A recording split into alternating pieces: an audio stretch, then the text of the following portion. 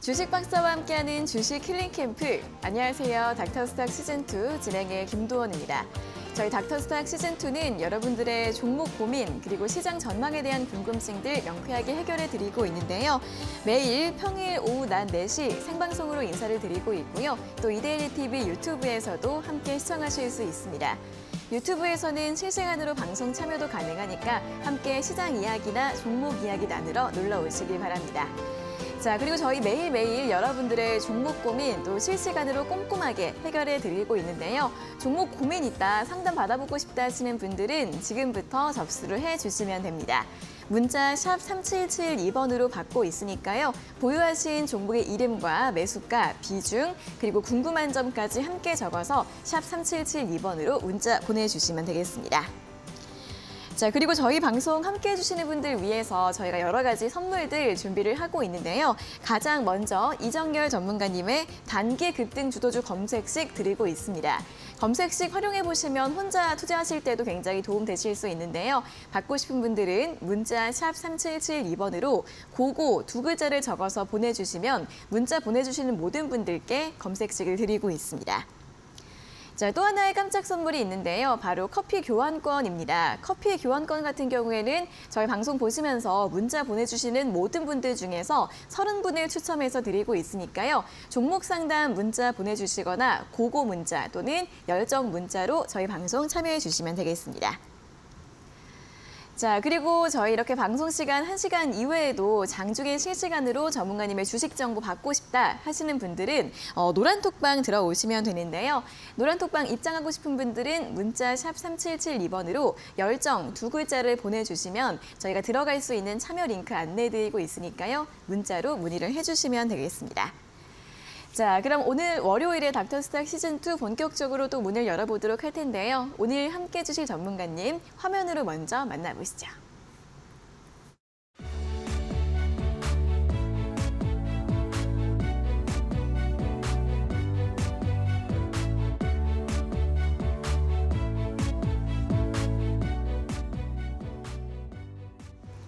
네, 이데일리온 전문가 이정열 주식 닥터 나와 계십니다. 전문가님 어서 오세요. 반갑습니다.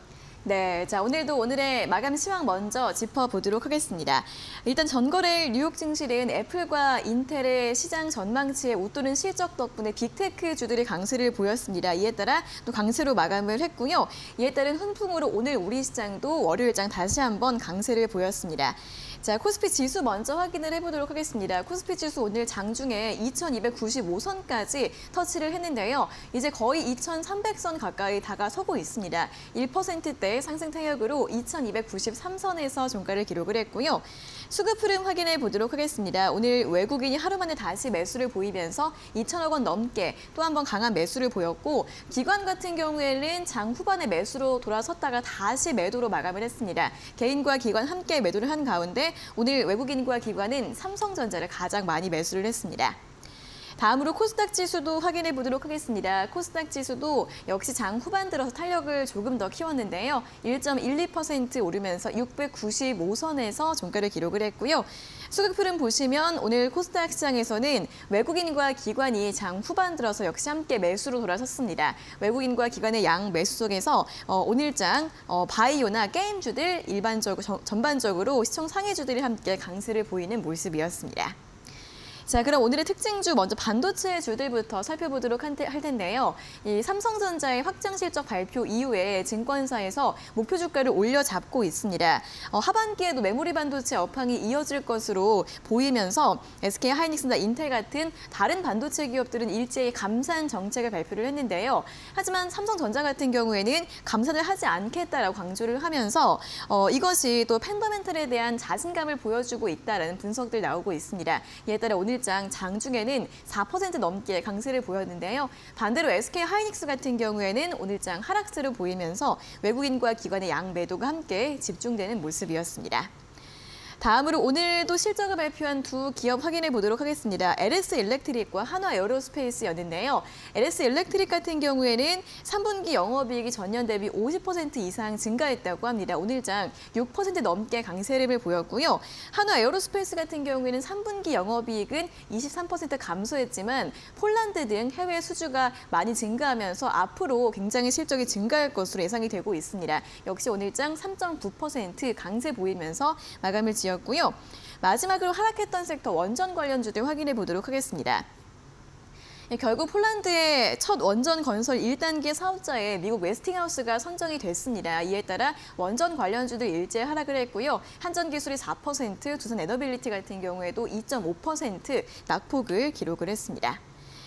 자, 이렇게 오늘 월요일장 지수 다시 한번 또 상승폭을 키우면서 마감을 했고요. 특히 또 오늘 삼성전자의 강세 굉장히 눈에 띄었습니다. 전문가님, 오늘 시장 어떤 포인트 좀 집중해서 보면 좋을까요? 네, 일단은 지난 금요일 유효 증시부터 간단하게 좀 말씀을 드리면요. 네. 일단 유효 증시가 전 업종들이 고루고루 상승하는 모습들을 보여줬습니다. 특히 이 애플 같은 경우는 한 7% 정도 이상을 좀 급등을 하는 모습들을 보여주면서 IT 쪽이라든가 반도체 업종들의 투자 심리가 개선되는 그런 영향들이 있었고요. 빅테크 기업 중에서는 뭐 아마존들을 제외하고 대부분 급등을 하면서 이런 투자 심리의 개선세 국내 증시에 긍정적으로 반영이 됐다라고 정리를 할 수 있을 것 같고, 특히 이제 미국의 9월 근원 개인 소비 지출 물가 지수가 발표됐습니다. 예상치가 5.2% 정도 수준이었는데 이 예상치를 좀 하회한 5.1%로 발표되면서 물가 리스크가 다소 좀 진정이 되는 그런 모습을 이어가고 있는 상황입니다.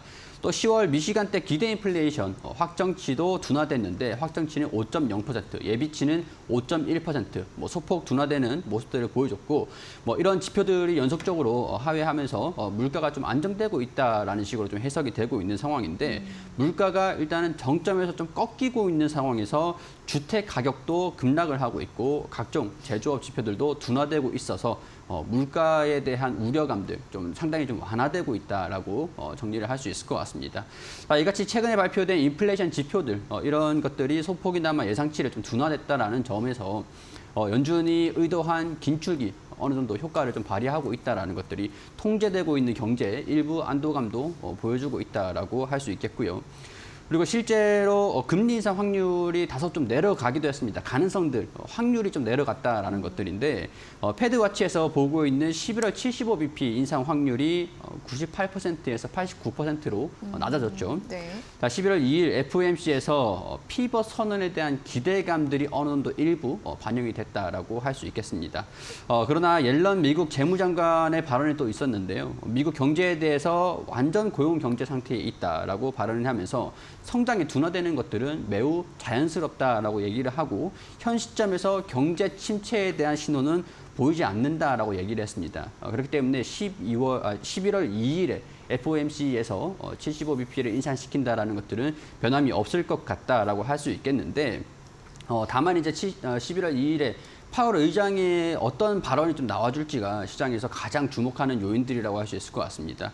일단 연준의 스탠스 변화들 이런 것들을 시장을 좀 기대를 하고 있는 상황이고, 이런 기대감으로 12월 그리고 내년 금리 인상 강도가 점점 완화될 것이다라고 기대를 하고 있는 상황들인데, 이번 11월 FOMC에서 파월 연준 의장 발언에서 속도 조절에 대한 그런 발언들이 좀 나와줄지, 네. 나와준다라고 하면은 증시는 단기 랠리를 지속할 수 있을 가능성들이 높다라고 볼 수 있겠고요. 반대로 인플레이션을 시장이 지금 워낙 기대를 하고 있다 보니까 인플레이션을 자극해서 재차 반등이 나온다. 이런 것들을 좀 축소를 하기 위해서 사전에 좀 방지하기 위해서 긴축을 계속 이어가겠다. 좀 이렇게 강경한 발언들이 나와준다라고 하면은 시장은 좀 이제 바닥권에 박스권의 움직임을 보일 가능성들이 좀 높다라고 봅니다. 그런데 이제 여기에서 중앙은행들, 다른 글로벌 중앙은행들이 대체적으로 긴축에서 좀 선회를 하고 있는 그런 상황들을 확인이 되고 있는 상황들이다 보니까 네.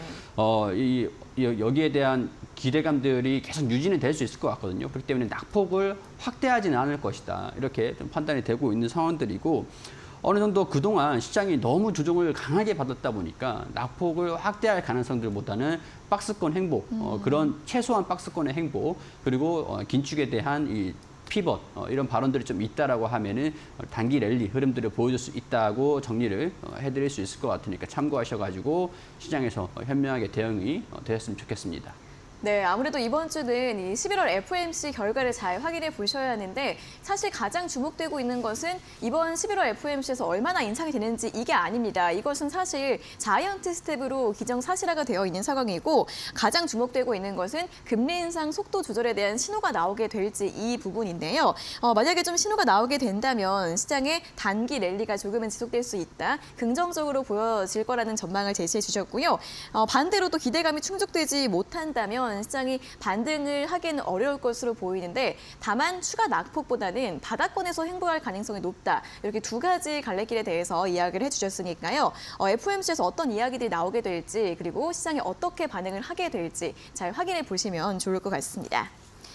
자, 이렇게 오늘 또 시장 관전평 확인해 봤고요. 저희 잠시 후에는 여러분들 종목 상담 하나하나 꼼꼼하게 도와드릴 예정입니다. 자, 종목 고민 있으신 분들 지금부터 상담 신청 접수를 해주시면 되는데요. 문자 샵 3772번으로 보유하신 종목의 이름과 매수가, 비중, 그리고 궁금한 점 적어서 보내주시면 되겠습니다. 자, 이렇게 저희 방송 함께 해주시면서 또 여러 가지 선물도 함께 받아갈 수 있는 기회가 있습니다. 이정을 전문가님께서 단기 급등 주도주 검색식을 시청자분들께 선물로 드리고 있는데요. 받고 싶은 분들은 문자 샵 3772번으로 고고 두 글자를 적어서 보내주시면 저희가 모든 분들께 선물로 드리고 있습니다. 자, 또 하나의 깜짝 선물 커피 교환권도 있습니다. 커피 한 잔 드시고 싶은 분들은 또 저희 방송 보시면서 문자 참여를 적극적으로 해주시면 되는데요. 종목 상담 신청을 해주시거나 고고 문자 또는 열정 문자 보내주시는 분들 30분을 추첨해서 커피 교환권을 드리고 있습니다. 자, 그리고 이렇게 방송 시간 이외에도 장중에 실시간으로 전문가님의 주식 정보 받고 싶다 하시는 분들은 노란톡방 들어오시면 되는데요. 노란톡방 입장 원하시는 분들도 문자를 보내주시면 됩니다. 샵 3772번으로 열정 두 글자를 보내주시면 노란톡방 바로 들어갈 수 있는 참여 링크 안내드리고 있으니까요. 많이 참여해 주시면 좋겠습니다. 자, 그럼 계속해서 이제 다코스 공략주 수익률을 확인해 보도록 하겠습니다.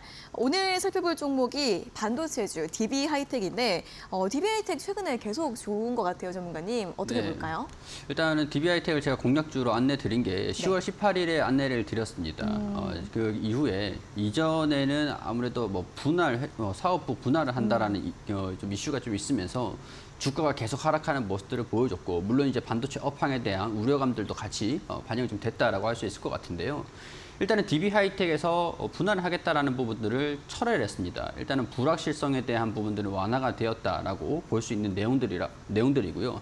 반도체 업황 이제 물론 영향을 안 받을 수는 없겠지만 파운드리 쪽에 시스템 반도체 쪽으로 이제 영향이 좀 있는 상황에서 뭐 중국발 리스크가 완전히 없는 건 아닙니다. 그렇지만은 DB 하이텍 같은 경우는 반도체 업황이 어느 정도 주가에 뭐 강하게 좀 반영이 된 그런 상황이다라는 것들 좀 우선시해서 지켜봤던 상황들이고요. 그리고 최근에는 또 반도체 업황 너무 주가가 많이 빠진 거에 대비해서 시장이 좀 개선이 되는 그런 기대감들, 투자 심리에 대한 변화가 좀 있는 상황들입니다. 그렇기 때문에 DB 하이텍 같은 반도체 업종들은 당분간은 또 추가 상승 흐름들을 보여줄 수 있지 않을까 기대를 한번 해볼 수 있을 것 같은데 일단은 제가 잡아드린 매수가는 39,000원에서 41,000원 수준이었습니다. 근데 지금 주가가 1차 목표가인 45,000원 수준까지 도달을 했습니다. 네. 2차 목표가가 제가 5만 원 수준으로 잡아드렸는데요. 이 부분들이 저항 구간에 있고 회복을 하려고 하는 시도가 나와주고 있어요. 차익 실현 물량들이 완전히 안 나올 것이다라고 할 수는 없는 상황이니까 슈팅이 나오면서 급등을 하면 5만 원 수준에서는 어떤 차익 실현 물량 흐름들이 물량을 소화하는 모습들을 어떻게 보여주는 것이냐 뭐 그런 것들 좀 체크할 필요는 있을 것 같고 일단은 절반 정도 어느 정도 현금 확보를 좀 하셔도 괜찮을 것 같고 이 5만 원 부근에서 차익 실현이 나오면은 다시 45,000원 부근에서 재매수를 하는 것도 좋으니까요. 일단은 5만 원 이 부근에서 이 매물 소화를 어떻게 거치는지는 체크를 해보자 이렇게 말씀을 좀 드릴 수 있을 것 같습니다. 네, 반도체주 추가 상승 좀 기대 더 해볼 수 있을 것 같습니다. DB 하이텍 같은 경우에도 일단 1차 목표가는 도달을 한 상태인데요. 절반 정도 매도하는 것도 좋을 것 같고요. 2차 목표가 5만 원 유지를 해주셨는데 5만 원대에서 저항이 좀 있을 수 있다는 부분 함께 염두에 두시고서 전략을 세워보시면 좋을 것 같습니다. 자, 이렇게 DB 하이텍에 대한 전략까지 리뷰 살펴봤고요. 저희 잠시 후에는 또 종목 상담 본격적으로 도와드릴 예정이니까 지금 미리미리 문자를 보내주시면 좋겠습니다. 문자 샵 3772번으로 보유하신 종목의 이름과 매수가, 비중, 그리고 궁금한 점 적어서 접수를 해주시면 되겠습니다. 자, 저희 방송 함께 해주시면 선물 받아갈 수 있는 기회도 많은데요. 가장 먼저 이정열 전문가님의 단기 급등 주도주 검색식 있습니다. 받고 싶은 분들은 문자 샵 3772번으로 고고 두 글자를 적어서 보내주시면 모든 분들께 드리고 있으니까요. 받아보시고 또 잘 활용을 해보시면 도움이 되실 것 같습니다. 자, 다음 선물은 바로 커피 교환권인데요. 커피 교환권은 방송 보시면서 저희 쪽으로 종목 상담 문자 보내주시거나 고고 문자, 열정 문자 보내주시는 분들 중에서 30분 추첨해서 드리고 있으니까요. 문자 참여해 주시면 되겠습니다. 자, 그리고 이렇게 방송 시간 이외에도 전문가님의 주식 정보 함께 하고 싶다 하시는 분들은 노란톡방 들어오시면 되는데요. 원하시는 분들 샵 3772번으로 열정 두 글자 보내주시면 참여 링크 안내드리고 있으니까요. 많이 문의를 해주시면 좋겠습니다. 자, 그럼 계속해서 본격적으로 실시간 종목 상담 이어가도록 하겠습니다.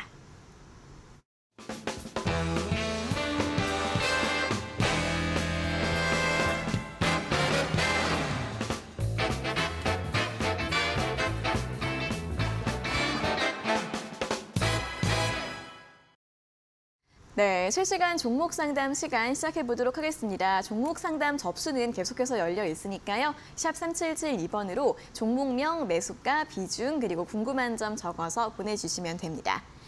자, 그럼 첫 번째 문자 바로 살펴보도록 하겠습니다. 5628번님께서 보내주신 문자부터 살펴볼게요. LG전자이고요. 매수가가 12만 2천 원에 비중 10%, 너무 많이 떨어지는 중인데요. 계속 홀딩 중인데 어떻게 하면 좋을까요? 라는 질문을 보내주셨습니다. 자, LG전자 같은 경우에도 일단 3분기 실적이 나왔는데 일단 실적 같은 부분은 좀 좋지 않았는데 전장 사업에 대한 기대감이 있는 것 같습니다. 그래도 또 TV는 좀 많이 안 팔리고 있는 부분 여전히 부담으로 보이는데 주가는 최근에 좀 바닥권에서 계속 횡보를 하고 있습니다. 전문가님, 이분도 손실이 많이 있으신 것 같아요. 어떻게 봐야 될까요? 일단은 비중이 10% 수준이시니까요. 네. 좀 이제 내년까지 지켜보시면서 대응을 천천히 잡으셨으면 좋겠습니다. 네.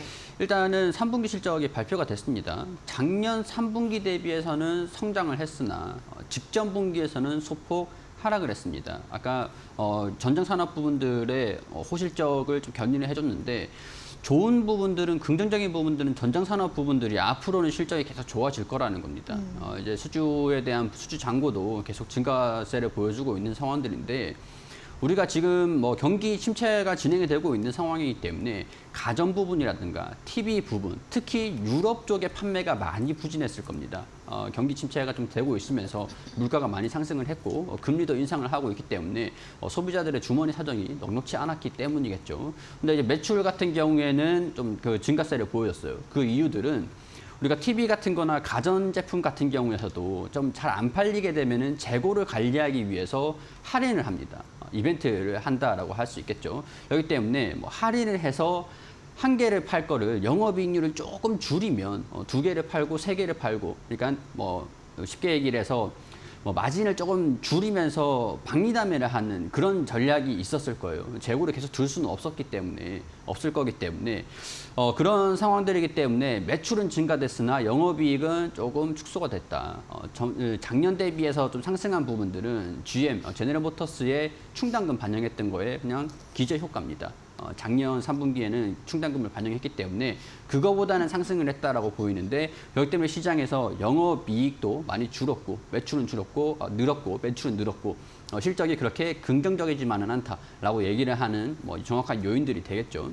그런데 저는 이제 연말까지 내년 초반까지는 조금 지켜보자라고 했던 것들은 일단은 금리 상승 기조가 살짝 좀 완화가 되면서 소비 심리가 좀 살아나기를 바라봐야 될 것 같습니다. 일단은 전장 산업 같은 이 산업부도 수주 잔고가 계속 증가되고 있고 TV나 가전 이 부분에서 매출이 좀 떨어질 거다 우려감들은 이미 어느 정도 주가에 반영이 됐다라고 말씀을 좀 드리고 싶어요. 지금 PER이 14배 수준들인데 영업이익 PER을 훼손을 시킬 정도로 주가가 낮아지진 않았습니다. 실적이 낮게 나오는 건 아니에요.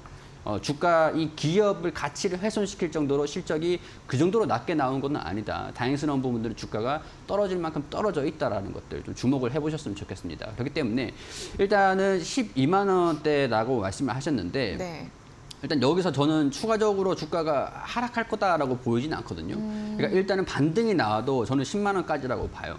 좀 이제 회복을 하고 실적이 증가되는 것들을 좀 체크를 해봐야 될 것 같은데 본격적으로 개선이 되는 것들은 내년 1분기입니다. 내년 1분기 실적은 2분기에 발표가 됩니다. 그렇기 네. 때문에 내년 초까지는 여유롭게 보시다가 비중 10%를 지금 일단 가지고 계시고 굳이 손절을 보시면서 정리할 필요는 없으니까 가지고 계셨다가 반등이 나왔을 때 그냥 내년 그냥 계속 이제 들고 계시다가 손실폭을 좀 축소를 시켰을 때 비중을 덜어내는 거는 상관없을 것 같은데 제가 말씀드리고 싶은 거는 내년 초반에 10% 정도 더 추가 매수를 하셔가지고 수익을 보기 위한 전략.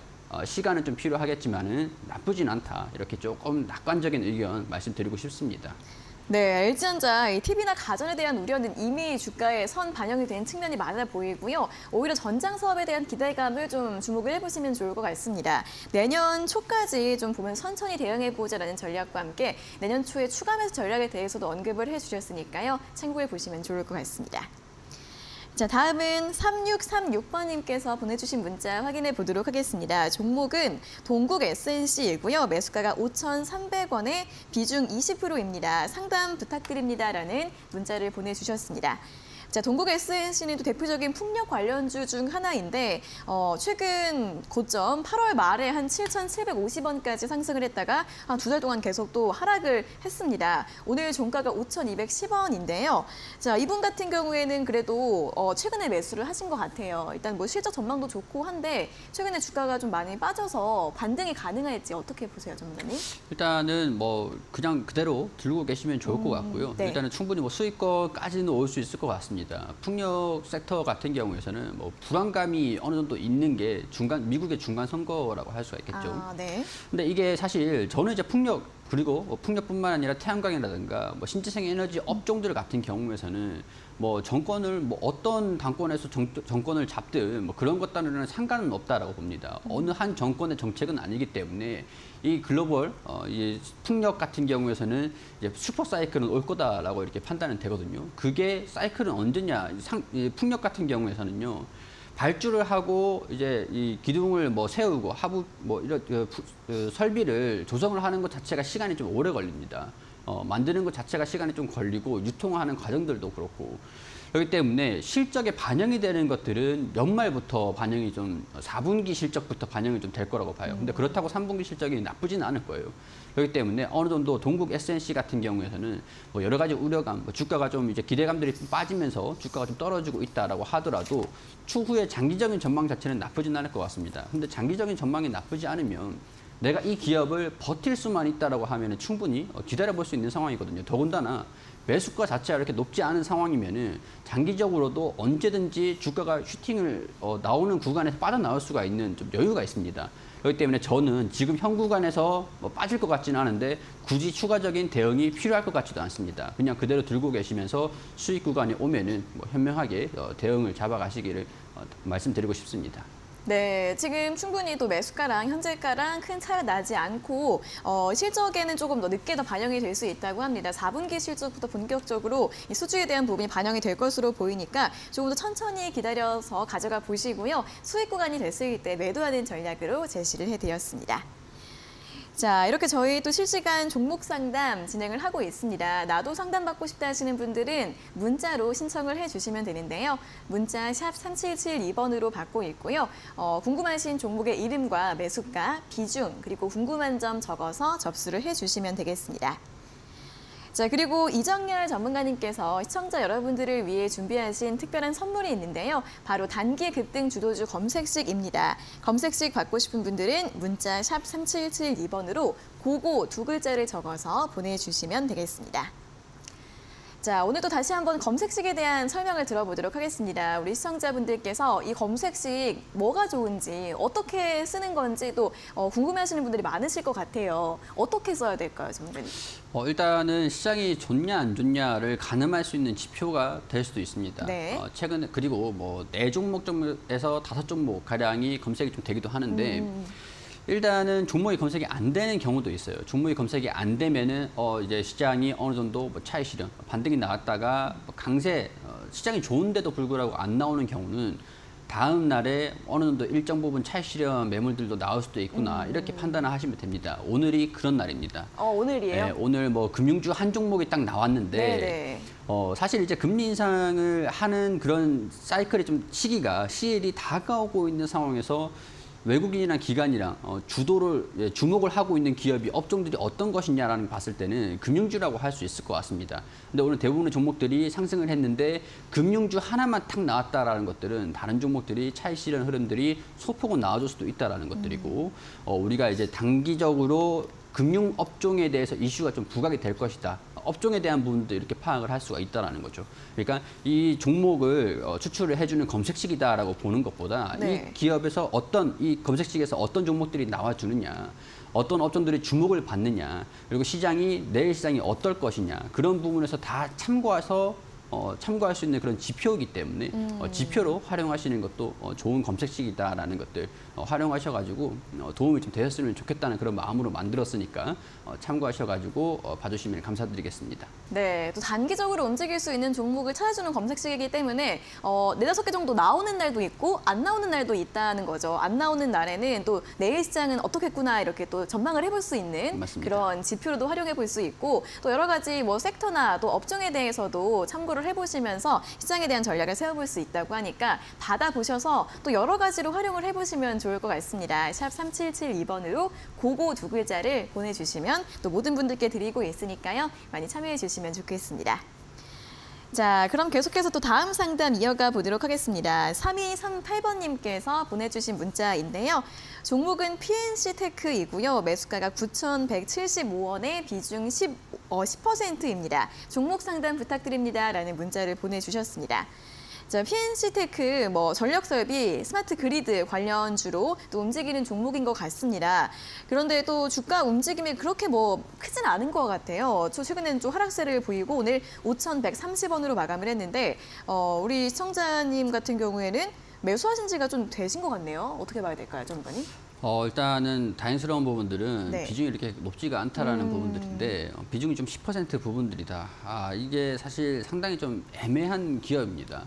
왜냐하면은 기업 자체는 나쁘진 않아요. 네. 나쁘진 않은데 이게 반영되기는 힘듭니다.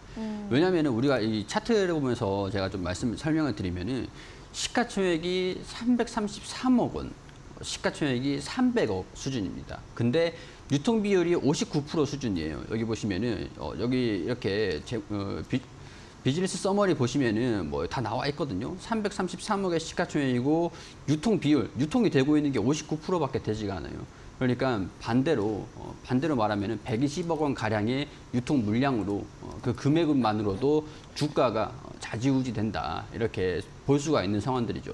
실적 같은 경우에는 나쁘진 않습니다. 배전 설비의 정전 그런 것들을 좀 스마트 그리드 쪽으로 산업적인 부분, 영업이익 자체가 좀 나쁘지는 않거든요. 다만 지난 4분기하고 1분기 영업이익의 적자가 나긴 했는데 3분기, 2분기부터 3분기 이 전망 자체가 나쁘지는 않고 물론 이제 원전 쪽 그리고 태양광 스마트 그리드 그런 쪽으로 다 엮여 있는 그런 기업이라고 할 수 있고 모멘텀이 완전히 없는 건 아니에요. 근데 우리 사실 주가가 거래량들이 좀 동반이 됐다가 큰 손이라고 하죠. 매도를 해버리면은 시장의 영향을 상당히 좀 많이 받습니다. 그렇기 때문에 저는 이 기업이 시가총액이 낮은 상황들이고 유통 비율로 그렇게 많지 않은 상황들이기 때문에 이 기업에 대한 모멘텀을 온전히 반영을 시킬 수 있는가 그런 부분에서 주식적인 부분들로 이제 접근을 하면은 저는 조금 좀 부정적이다라고 말씀을 좀 드릴 수밖에 없을 것 같아요. 다행스러운 거는 비중이 10% 정도 수준밖에 안 되시는 상황들인데 일단은 PER이 9배 수준들 그렇게 거품이 많이 끼어 있는 상황들은 아니거든요. 그렇기 때문에 반대로 큰 자금이 들어오면은 주가가 반등이 나온다, 슈팅이 좀 나올 수 있을 가능성들. 근데 그게 언젠지는 모릅니다. 네. 언젠지는 알 수가 없어요. 그렇기 때문에 이 현 부분에서 주가가 슈팅이 나오면은 어느 정도 비중을 좀 축소를 시키시고 현금 원도 확보를 하신 다음에 그 다음에 조정을 받으면은 다시 이제 평균 단가를 낮추기 위한 재매수 그렇게 따라가면서 이제 대응을 잡아가는 수밖에 없을 것 같아요. 그렇기 때문에 대응을 하시기보다는 반등이 나오면은 비중을 축소를 시키시고 이후에 다시 접근하자 이런 말씀 좀 드리고 싶습니다. 네, 아무래도 PNC테크는 조금은 보수적인 전략이 필요하다라는 이야기를 해주셨고요. 반등이 나오게 됐을 때 비중을 축소하는 전략 설명해 드렸으니까요. 잘 확인해 보시면 좋겠습니다. 자, 다음은 4938번님께서 보내주신 문자 확인해 보도록 하겠습니다. 종목은 상하프론테크이고요. 매수가가 6만 원에 비중 10% 진단 부탁드립니다라는 문자를 보내주셨습니다. 상하프론테크는 이제 수소 관련주인데요. 최근에 시장에서 수소 관련 이슈가 나오기는 합니다. 나오지만 보통 일시적으로 움직이고 쭉 추세가 이어지지는 않는 것 같아요. 이 종목도 어쨌든 하락 추세를 좀 보여주고 있고 오늘 25,300원으로 마감을 했는데 매수가가 6만 원이시면 또 작년에 매수를 하신 것 같습니다. 전문가님, 수소차 관련주들 좀 움직일 수 있을까요? 네, 일단 뭐 움직일 수 있다라고 보고요. 그래요. 일단은 뭐 상하프론테크, 저도 이제 이 기업에 뭐 실사도 가보고 뭐 박람회 하는 것들도 많이 얘기도 많이 들어보고 했는데요. 네. 일단은 기업 자체가 나쁘지는 않습니다. 다만 이제 주가가 반영이 됐던 것, 어느 정도 우리가 거품이라고 하죠. PER 지금 뭐 기업이 주가가 빠질 정도로 실적이 안 나왔냐, 외형이 축소가 됐냐 그런 것들은 또 아니에요. 근데 실적은 계속 무난하게 잘 나와주고 있는데 우리가 수소에 대한 부분들이 반영이 되면서 주가가 프리미엄이 붙어서 올라가 버리니까 우리가 금리를 인상을 시키면서 이 프리미엄이 낮아졌던 겁니다. 그렇기 때문에 거품이 어느 정도 있었다라고 하는 것들, 뭐 프리미엄이 높게 책정이 됐다라는 것들이 어느 정도 낮아졌다라고 설명을 할 수 있는 상황들인데 그렇기 때문에 6만 원 부분들이 뭐 PER이 조금 높았던 그 수준이었긴 합니다. 근데 실적이 나쁘지 않아요. 그러니까 지금 어느 정도 프리미엄이 거의 다 빠진 상태의 주가라고 할 수 있을 것 같거든요. 일단 우리 실적 같은 것들을 좀 보면은 실적 자체가 나쁘게 나오는 그런 기업은 아니고 장기적으로 봤을 때도 연간으로 봤을 때도 계속 꾸준히 성장을 하고 있는 그런 기업이다. 이렇게 설명을 드릴 수 있을 것 같은데 일단 수소차 멤브레인 쪽으로 수소 멤브레인 쪽으로 기대감들 반영이 좀 되고 있었으나 거기에 대한 기대감들이 조금 빠지고 있는 상황들. 근데 반면에 이 기업이 산업이 영위하는 것들은 이차전지라든가 아니면은 뭐 프린트 토너 용지 그런 쪽이라든가 반도체 웨이퍼 이런 산업군은 좀 잘 되고 있는 상황이거든요. 3분기 실적도 나쁘지 않게 나왔습니다. 그리고 앞으로도 수소에 대한 부분들은 내년부터 성장을 시작을 한다라고 보시면 될 것 같아요. 물론 산업이 성장기에 들어가지는 않을 겁니다. 이제 구축기, 도입기라고 보시면 될 것 같은데 도입이 되면서 뭐 수소 충전소도 여러 100km마다 뭐 구축을 하겠다. 유럽에서는 또 그런 얘기들도 들어와주고 있고 네. 모멘텀이 이슈가 완전히 재료가 사라진 건 아니기 때문에 실적에 대한 부분들은 무난무난하게 잘 나올 거다. 그러니까 주가가 추가적으로 떨어져 봐야 뭐 큰 폭으로 더 떨어질 것 같지는 않습니다. 다만 이제 6만 원이시라고 하니까 추가적인 좀 대응은 어느 정도 필요하겠죠. 주가가 지금 지지 구간들을 좀 이탈하면서 하락세를 좀 보여주고 있는데 이 현 부근 여기 이 구간에서 2만 원 부근에서 바닥을 좀 다져줄 가능성들 좀 있을 것 같거든요. 2만 원 부근이 10월 13일에 저점을 좀 형성을 했던 이 부근입니다. 그러니까 소폭 조정을 받는다라고 하면은 그 다음에 반등을 기다려 봐야겠다라고 생각을 하시고 너무 주가가 떨어지더라도 겁은 내지 않으시는 게 좋을 것 같아요. 이후에 2만 원 터치를 한 다음에 매수세가 들어오면서 거래량들이 이렇게 이전처럼 좀 들어오잖아요. 그럼 그때 대응을 잡는 그런 포지션이 전략이 좀 유효할 것 같습니다. 일단은 단기적으로 돌파를 하느냐 그거는 좀 힘들 수도 있다라고 말씀드릴 수 있을 것 같은데 주가가 저는 저점을 2만 원으로 보고 바로 대응 잡는 것보다 거래량들이 이런 식으로 동반이 되는 것들을 확인하면서 추가적으로 좀 과감하게 20% 정도 더 이제 매수를 하셔가지고 평균 단가를 대폭 낮춰보시는 것도 좋을 것 같습니다. 네, 매수가가 좀 높으신 편이기 때문에 대응 전략도 자세하게 설명을 해주셨는데요. 그래도 실적도 괜찮고 모멘텀도 아직 남아있는 종목이기 때문에 일단 전망은 긍정적으로 해주셨습니다.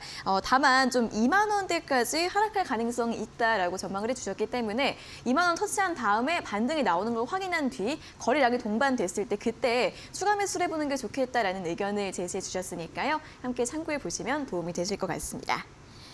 자, 이렇게 저희 또 실시간 종목 상담 진행을 하고 있고요. 또 저희 방송 보시면서 전문가님의 선물 또 검색식 궁금하다 하시는 분들 있으실 것 같습니다. 전문가님께서 직접 만드신 단기 급등 주도주 검색식이 있는데요. 혼자 투자하실 때 도움 굉장히 많이 받아보실 수 있을 것 같습니다. 검색식 받고 싶은 분들은 문자 샵 3772번으로 고고 두 글자를 적어서 보내주시면 저희가 모든 분들께 선물로 드리고 있습니다.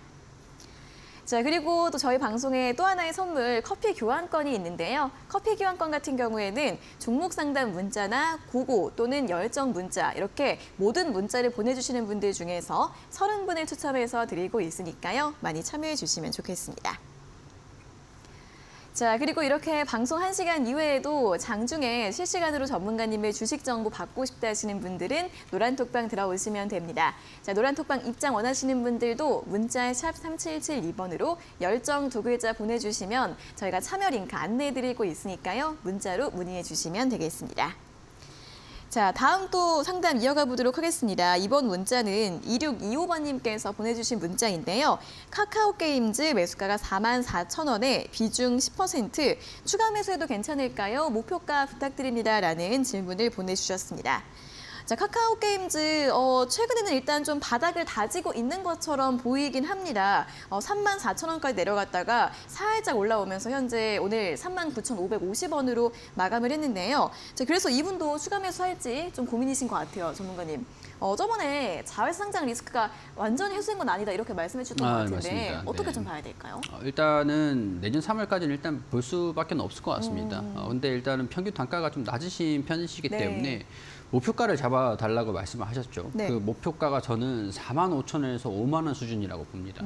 단기적으로 일단은 뭐 저점까지 주가가 많이 내려온 거는 맞습니다. 그렇기 때문에 반발 매수세, 카카오게임즈의 모멘텀들 제외하고 기술적인 반등 흐름들은 나와줄 수도 있거든요. 그렇기 때문에 한 45,000원 수준에서 5만 원까지, 한 뭐 5만 원까지 올라온다라고 하면은 이전에 상장 가격까지 거의 유사하게 올라온 수준들이기 때문에 차익 실현 매물들이 나와주는 것들을 염두를 하실 필요는 있을 것 같습니다. 뭐 추가 매수는 뭐 이 결정을 이제 자체적으로 좀 하셔도 상관은 없을 것 같은데요.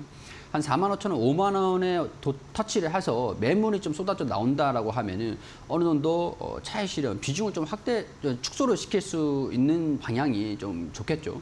일단 제가 내년 3월까지 좀 말씀을 좀 드리는 이유가 장기적으로 가져간다라고 가정을 했을 때 내년 3월까지 우리가 이 상장에 대한 부분들을 결정을 좀 해줘야 됩니다. 카카오게임즈가 안 한다라고 했는데 라이온하트는 뭐 포기를 하진 않은 것 같아요. 상장을 만약에 안 한다라고 하면은 카카오게임즈가 뭐 최대 라이온하트 대표한테 뭐 임원들까지 포함해서 1조 가량을 좀 물어줘야 되는 그런 옵션이 좀 있습니다. 스톡 옵션이 있는데 카카오게임즈가 그거를 감당을 하겠냐 이거죠. 그렇기 때문에 저는 거기에서는 조금 부정적으로 보기 때문에 단기적으로 45,000원, 5만 원 아니면 내년 3월에 결론이 날 때까지는 카카오게임즈에 대해서 장기적으로 가져가는 거는 조금 보수적으로 보자. 이렇게 뭐 참고하실 만한 내용들 말씀을 좀 드리고 싶습니다. 네, 단기 목표가 45,000원에서 5만 원 정도 제시를 주셨고 한 내년 또 3월까지는 지켜봐야 한다라는 이야기 해주셨으니까요. 참고해 보시면 좋겠습니다. 자, 다음 문자도 확인해 보도록 하겠습니다. 8231번님께서 보내주신 문자이고요. 시젠 7만 원에 10% 매수해서 계속 떨어지는데 고민입니다라는 문자를 보내주셨습니다. 자, 시젠이 얼마까지 또 하락을 했나 보니까 최근에는 한 2만 원 중후반대까지 내려왔습니다. 자, 이분은 7만 원대 작년 말쯤에 매수를 하신 것 같은데요. 시즌 또 언제까지 또 하락을 하게 될지 또 보유하신 분들은 정말 애가 타실 것 같아요, 전문가님. 어떻게 봐야 될까요? 일단 시젠이랑 휴마시스를 좀 비교를 할 수밖에 없을 것 같은데요. 네. 일단은 이 시젠 같은 경우에서 뭐 휴마시스가 최근에 급등한 것들 좀 개별적인 모멘텀이었죠. 네네. 주주분들 간의 그런 뭐 지분 싸움이 좀 있으면서 1주당 가치 그러니까 뭐 서로 매입을 하려고 하면은 주가 가치가 좀 높아지는 뭐 그런 현상들이 좀 있는데 휴머시스 같은 경우에는 똑같은 업종이라도 똑같은 상황이라도 그런 약간 차별점은 좀 있습니다. 휴머시스를 보고 뭐 좀 올라간다라고 기대를 하기에는 차별화된 요인들이기 때문에 또 힘들 거다라고 말씀을 좀 드리고 싶은데 일단 우리 실적들을 좀 볼 필요는 있을 것 같아요. 이게 지금 빠지고 있는 요인들이 실적에 대한 우려라고 할 수가 있겠죠. 우리가 지난 이제 4분기, 1분기까지는 영업이익이 굉장히 좀 잘 나왔습니다. 4천억을 매출했는데 2천억 수준들이면은 영업이익률이 거의 뭐 절반에 육박하는 수준들. 한 개 팔면은 절반이 마진으로 남았다라고 볼 수 있는 상황이에요. 근데 진다키티에 대한 소비가 급격하게 줄어들었습니다. 줄어들었기 때문에 영업이익이 대폭 빠지고 매출도 많이 빠졌습니다. 지금 이 정도 수준이 이 기업의 평균 펀더멘탈이라고 할 수가 있겠죠. 그러니까 지금 주가가 뭐 PER이 2배 정도 수준까지 떨어진 이유들을 보면은 영업이익이 축소가 되고 전망치 자체에 대해서 PER이 낮아진 거라고 할 수 있을 것 같아요. EPS도 대폭 이제 하락을 하는 상황들이니까 10,000원에서 4,000원까지 하락을 한 거예요. 한 절반 정도 이상이 빠졌다라고 할 수 있는데 지금 15만 원에서 28,700원까지 더 그 이상을 빠진 겁니다. 시장이 좀 올라가기 위해서는 이제 이 벌어둔 돈 가지고 뭐 M&A를 진행을 한다든가 다른 이제 모멘텀을 찾기 위한 기업을 인수를 한다든가 다른 모멘텀들이 조금 단기적으로 올라오기에는 필요해 보여요. 근데 주가는 상당히 저렴한 수준인 건 맞습니다. 그렇기 때문에 뭐 추가적으로 좀 이탈을 안 할까 거기에 대한 부분들은 제가 이제 섣불리 말씀을 좀 드릴 수는 없는 내용들인데 충분히 이전의 수준까지 저는 이제 저점을 체크를 한다라고 하면 23,000원대 여기 이 부분이 저점이라고 보거든요. 어느 정도 반등 흐름들을 보여주고 있는 상황들이고 무엇보다 지금 추세가 거의 밀집이 되고 있는 상황들이에요. 그렇기 때문에 지금 연말로 갈수록 추세에 대한 밀집도 내년 초쯤에 좀 이 변화가 좀 있지 않을까. 추세를 벗어나는 모습들 체크를 하시면서 지금 10%라고 하셨는데 7만 원 수준이시잖아요. 네. 7만 원 수준에서 10%에서 우리 대폭 한 4만 원 수준까지 낮추기 위해서는 적어도 15%, 20% 정도 대응을 좀 잡으실 필요는 있을 것 같습니다. 대응을 언제 잡냐? 이 지금 지지 구간과 추세 좀 밀집이 되고 있는 이 구간 있잖아요. 이 구간을 좀 벗어나는 모습들을 보여주면 그게 지금 당장은 아닙니다. 여기 보면 시기가 좀 남아 있죠. 한 몇 개월 걸릴 수도 있습니다. 그러니까 추세를 벗어나는 것들을 확인한 다음에 한 20% 정도 추가 매수를 하셔서 평균 단가를 대폭 낮추시고 낮추신 가격가에 좀 올라오면은 손실을 좀 축소를 시켜서 현금 확보를 좀 하자. 이렇게 좀 설명을 좀 드릴 수 있을 것 같습니다. 네, CGN 같은 경우에는 저점을 한 23,000원 정도로 전망을 해주셨습니다. 그리고 한 내년 초쯤에는 추세가 돌려질 수 있지 않을까 이 가능성을 제시해 주셨는데요. 일단은 좀 추가 매수 대응 전략을 세워주셨는데 시점을 이렇게 추세가 바뀌는 걸 확인한 다음에 좀 해보자라는 의견을 제시해 주셨고 그 다음에 이제 매수가까지 올라왔을 때는 매도를 하는 게 좋겠다라는 의견 제시해 드렸으니까요. 좀 흐름 보면서 대응 전략을 잘 세워주시면 좋겠습니다. 자, 이렇게 오늘 상담은 시즌까지 모두 마무리를 해보도록 하겠습니다. 저희가 이렇게 전해드리는 투자 정보는 여러분들께 도움을 드리기 위한 참고 자료입니다. 투자 여부에 대한 결정은 여러분 각자의 판단으로 하셔야 한다는 점 다시 한번 안내해 드리겠습니다. 자, 계속해서 다크호스 공략주 알아보는 시간으로 넘어가도록 하겠습니다.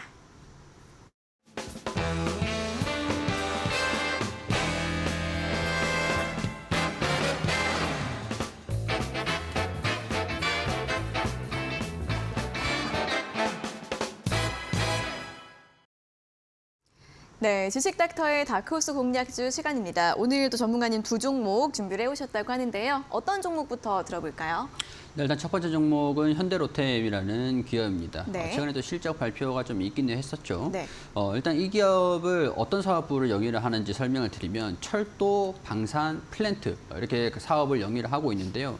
3분기 실적이 체크가 됐는데 일단 불확실성이 대폭 완화가 됐다, 확인이 됐다라고 말씀을 드리고 싶습니다. 4분기에 대한 긍정적인 호실적도 기대를 해볼 수가 있을 것 같은데 일단은 좀 시장에서 좀 우려를 했던 부분들은 철도 사업 부분들에 대해서 적자 이런 부분들이 좀 걱정을 했었죠. 근데 오히려 뭐 적자는 흑자로 전년 대비해서 15% 정도 증가된 호실적을 성장을 한 그런 실적들을 좀 발표를 했다라고 할 수 있을 것 같고 철도 플랜트 부분의 매출이 한 2,450억 원 수준으로 한 9% 정도 증가된 그런 호실적을 보여줬고 방산 부분이 특히 뭐 좀 4%가량이 매출이 좀 줄어들었습니다.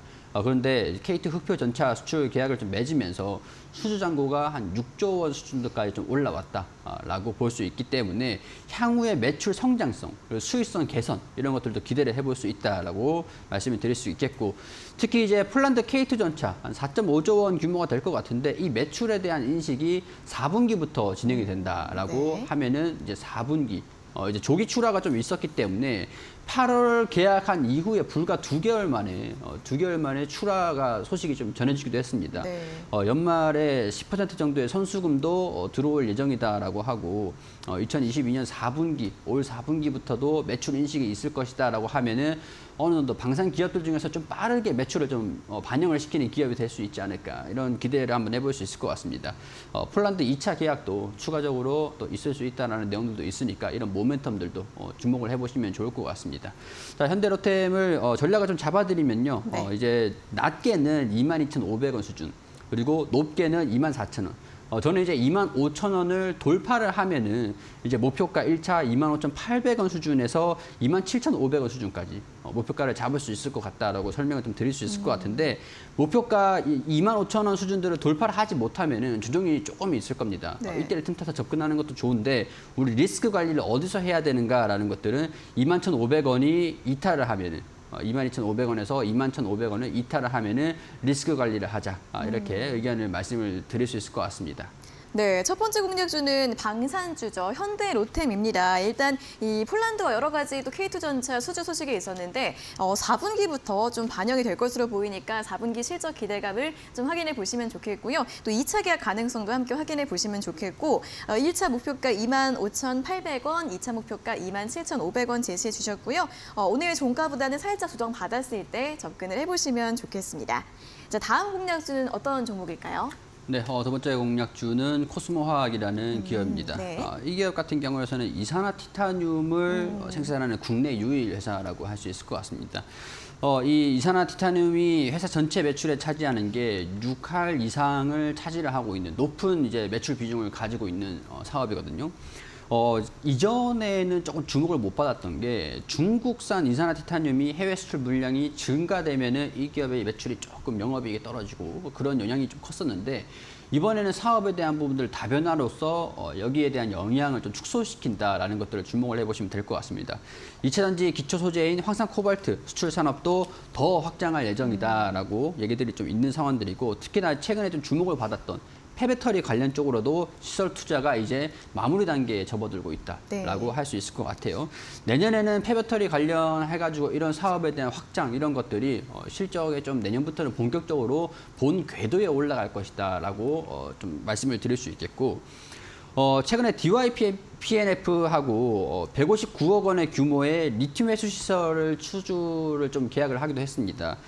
이 DYPNF PNFP 네. 여기에서 코스모 화학의 전기차 배터리에 희소 금속을 추출할 수 있는 핵심 설비를 좀 제작을 하고 제공을 하고, 코스모 화학은 희소 금속을 추출을 해가지고 납품을 하고 이런 구조라고 보시면 될 것 같아요. 또 이제 자회사 코스모 신소재가 있는데 이제 LG 에너지 솔루션의 전기차용 하이니켈 양극재를 좀 공급사로 선정이 되기 위해서 지금 어느 정도 테스트를 하고 있는 그런 소식이 또 있었습니다.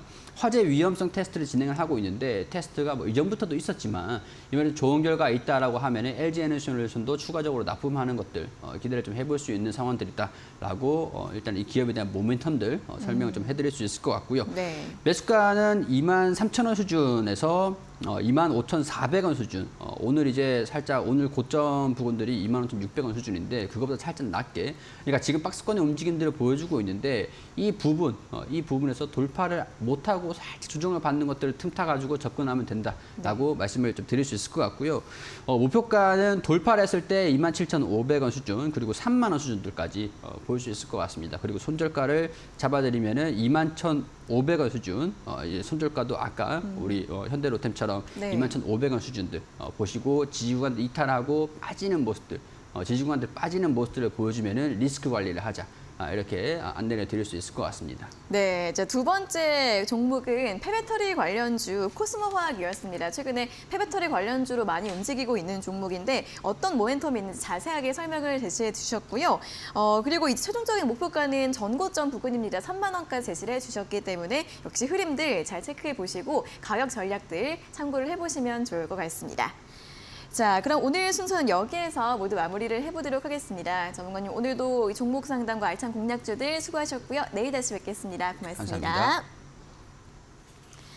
네, 닥터스탁 시즌2 오늘도 1시간 동안 알찬 정보들 들어봤고요. 또 마무리가 될 시간입니다. 내일도 이정열 전문가님과 함께 여러 가지 정보들 많이 가지고서 오후 4시에 돌아오도록 하겠습니다. 자, 오늘 함께해 주신 여러분 고맙습니다.